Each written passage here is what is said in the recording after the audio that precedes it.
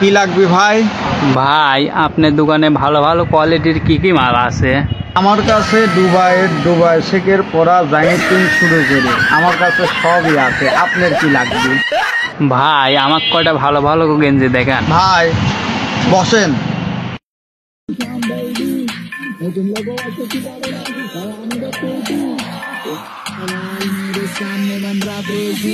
দেখেন কোনটি লাগবে দেখেন। এই কোন দোকানে আসলাম রে? এই গেঞ্জি দেখানি স্টাইল কি রে?